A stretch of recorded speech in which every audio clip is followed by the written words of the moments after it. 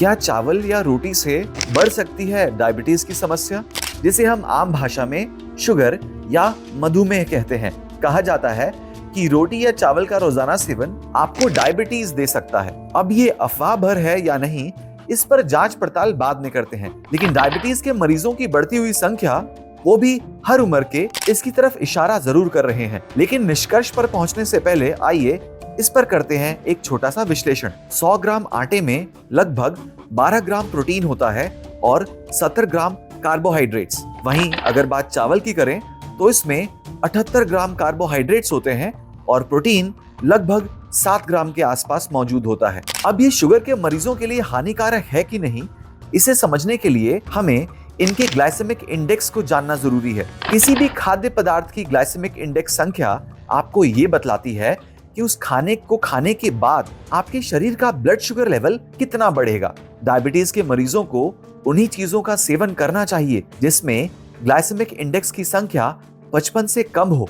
इससे blood sugar के स्तर पर ज्यादा प्रभाव नहीं पड़ता। आप अनपॉलिश्ड राइस या फिर ब्राउन राइस का सेवन लिमिटेड मात्रा में कर सकते हैं, क्योंकि इसमें विटामिन, मिनरल्स और फाइबर्स की मात्रा व्हाइट राइस से ज्यादा पाई जाती है, जो इसे देर से पचाता है, ताकि आपके शुगर लेवल्स बहुत तेजी से ना बढ़ें। बात करें अगर आटे की, विकल्प के तौर पर आप जौ यानी बार्ले से बनी हुई रोटी का इस्तेमाल कर सकते हैं, जो आपके शुगर लेवल्स को बैलेंस में रख सकता है।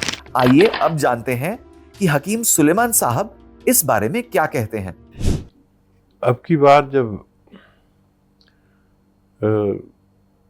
ये तय हुआ वर्ल्ड हेल्थ ऑर्गेनाइजेशन से कि आखिर सबसे बड़ा मर्ज हो क्या गया है,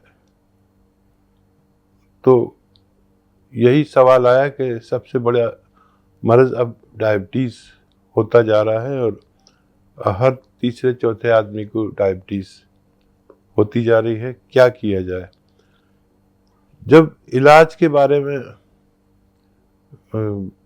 देखा गया तो इलाज में तो वही जो इलाज चलता चला आ रहा है, वही उसी इलाज को माना गया कि वही दवाएं, वही जो नुस्खे आप खाते हैं, वही दवाएं जो खाते हैं वही खाते रहेंगे जब तक कोई ऐसी मेडिसिन नहीं आ जाती जो डायबिटीज़ पर और बेहतर काम कर सके। तो मल्टीग्रेन के बारे में वर्ल्ड हेल्थ ऑर्गेनाइजेशन ने बात की कि मल्टीग्रेन खाएं। मल्टीग्रेन यानी गेहूं हो तो थोड़ा सा कम हो, जौ हो, चौलाई हो, ऐसे कितने ग्रेन हैं, दालें हों, इनसे एक आटा तैयार किया जाए और उसको इस्तेमाल किया जाए तो डायबिटीज़ में बहुत कंट्रोल रह सकता है। और वाकई गेहूं और चावल में, आलू में सबसे ज़्यादा शुगर होती है। जिस दिन आप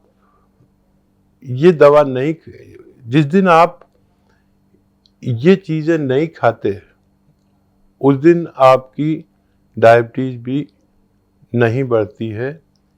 ये मेरे तजर्बे से गुजरी हुई बात है।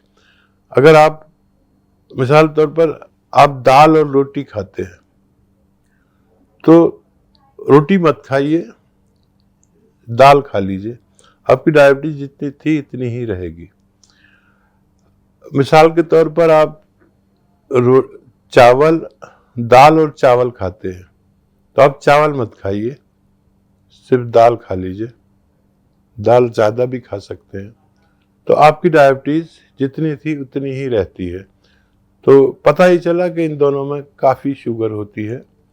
आप जितना इन चीज़ों को इग्नोर करेंगे, बमे आलू को भी इग्नोर करना है ताकि आप तंदुरुस्ती की ज़िंदगी गुजार सकें। देखिए, शुगर को कंट्रोल इंसान के अपने हाथ में है।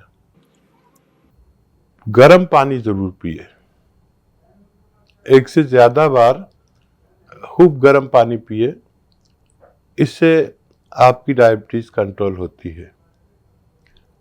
1 घंटा या उससे ज़्यादा पैदल चलें, इससे आपकी डायबिटीज़ कंट्रोल होती है। और शुगर के मरीज को जब ज़्यादा शुगर परेशान करती है, और जो लोग शुगर के मरीज पैदल नहीं चलते, उनको एक रोग हो सकता है गैंग्रीन। और ये गैंग्रीन, पता नहीं आप लोग समझ पा रहे हैं या नहीं, मैं बता देता हूँ कि गैंग्रीन अक्सर पैर के नाखून से शुरू होता है और वो सारी नसें सूखने लगती हैं, बुरी तरह दर्द और आग और जलन होती है। पता चलता है कि आपको गैंग्रीन हो गया।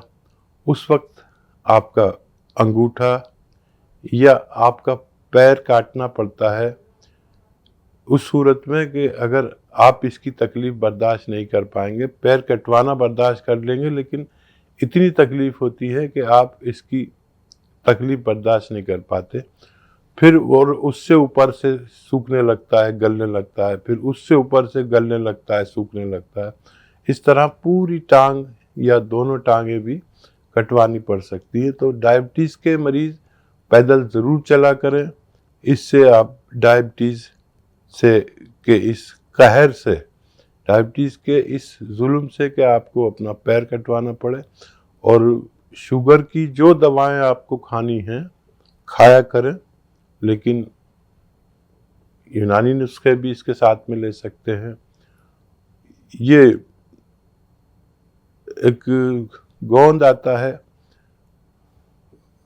गोंद जामुन, इसका एक एक चुटकी सुबह शाम खा लिया करें। इससे डायबिटीज़ बहुत कंट्रोल होती है। और जैतून का सिरका आता है, ये भी 3-3 चम्मच छोटे चाय के चम्मच पी लिया करें। इससे भी डायबिटीज़ बहुत कंट्रोल होती है।